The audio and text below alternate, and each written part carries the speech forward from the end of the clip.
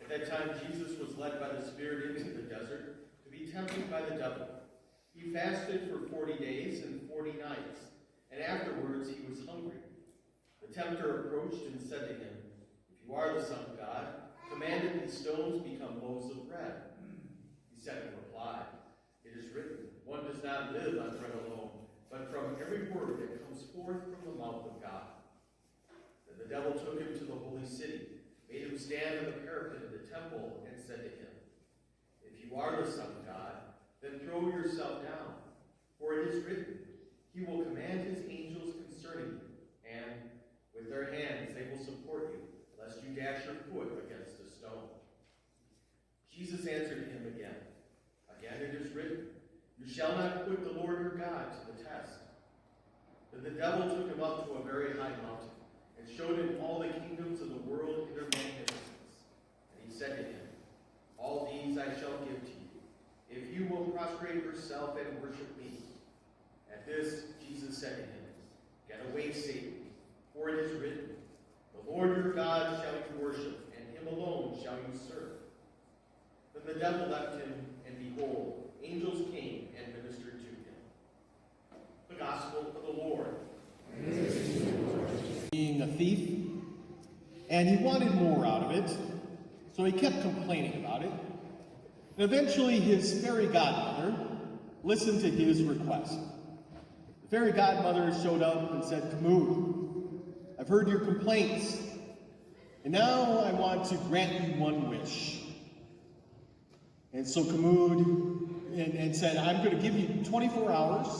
I'm going to be back at the same time tomorrow, and I'm going to hear what your wish is."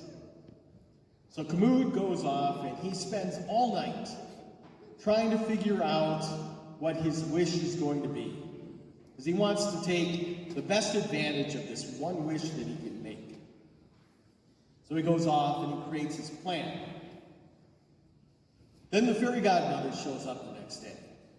Fairy godmother goes, "𝐞𝐽, what did you want for your wish?"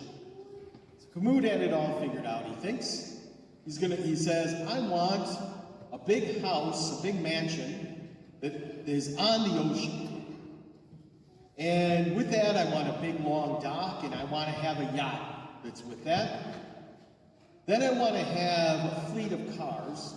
And in particular, I want to have a Lamborghini, a Maserati, and a Ferrari in my garage, because he's smart, and he listened to my Ash Wednesday homily."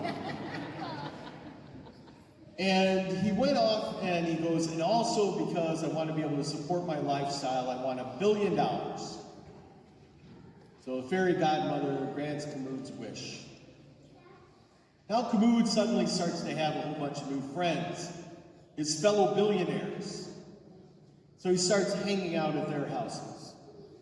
And he finds out that, he only knew what billionaires look like from the outside. He'd seen mansions from the outside, but had never been in one. And realized they have all sorts of fancy things inside their house. All sorts of expensive paintings and fancy furniture and whatnot. So he decides he wants to be like the rest of the billionaires and starts spending money to buy all these fancy things to put in his house. Then he realizes that the billionaires actually don't have just one house, they have many houses. So they have one in Aspen so they can go skiing in the winter, and one in the south of France to go off and hang off with all the rich European people. And he had one, some sort of penthouse place, in New York City and whatnot. So he starts buying all these other houses. Then he realizes that, like the rest of the billionaires, he's got to be able to get from one place to the other. So he gets himself a jet and a helicopter to be able to move from one to the other. Well, by now, that $1 billion that he never thought he could actually possibly spend is suddenly starting to dwindle pretty low. He thought he had a good plan, but it really didn't turn out, because there was not just the stuff he thought he wanted, there's all this extra stuff that he finds out that he wanted. So what's he have to do? Since he was a thief before, he decides to turn to a life of crime. Starts to go into white-collar crime now because he needs to make bigger money.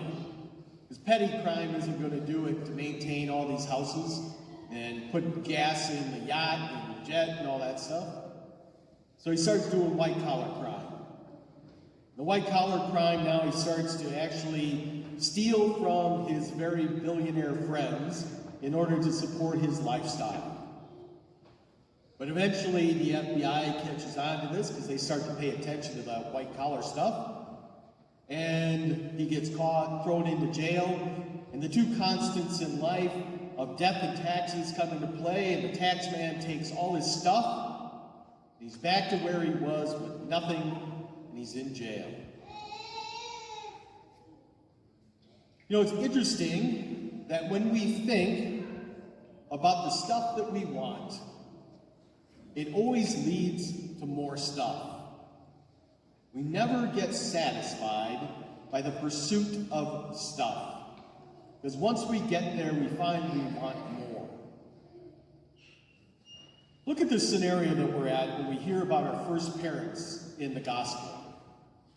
Adam and Eve have everything they need. God created the Garden of Eden, this perfect place for these first two people. Everything they wanted, everything they need was given to them. In fact, they had God himself as their own protector. But that suddenly started to change with the appearance of the snake. The snake shows up, says, you know what? There's more. Not only do this stuff that you have and have this relationship with God, you can have more. You eat off of this one tree, you're going to be like God. So go ahead, do it. And they listened. And everything changed as a result. That now they weren't relying upon God, who's the only source of things that can actually fulfill our human desire. They start in the pursuit of stuff. Right? We're human beings. We long for more. We long for things that are more and greater than ourselves. It's what makes us strive for stuff. It makes what humans propel themselves forward. It's because we have an inner longing to go forward. The problem is that we don't realize that that's an endless thing within us, and the only thing that can possibly fulfill that desire is something else that is endless. And the only thing endless that can fulfill that human longing is God. Adam and Eve walked away from the one thing that fulfilled them. That's why the power of the gospel that we hear today is there. Because Jesus had just been baptized, right? Like what we're going to do for little Naya here in just a moment. Jesus had just been baptized, been driven by the Spirit out into the wilderness. There for 40 days and 40 nights he has nothing. Once again, Satan appears. Satan offers to him stuff. If you want to, you can take this stones and turn it into bread, or anything else for that matter that you want. Jesus' response, man shall not live by bread alone, but by every word that comes forth from the mouth of God. The only thing that fulfills for him, fulfills for us, is alignment with his Father. That's really what we're supposed to spend this Lenten time on. The whole idea of prayer, fasting, and almsgiving that we heard about on Ash Wednesday is to put us back on track, to realize our dependence upon him, to turn away from stuff, and to turn from the only thing that can fulfill us in life, which is God. So let's try to use the remainder of this Lenten period to be less like 𝐸𝐿 and to be more like Jesus. Because he is so far from Jesus, it's unbelievable. 𝐸𝐿.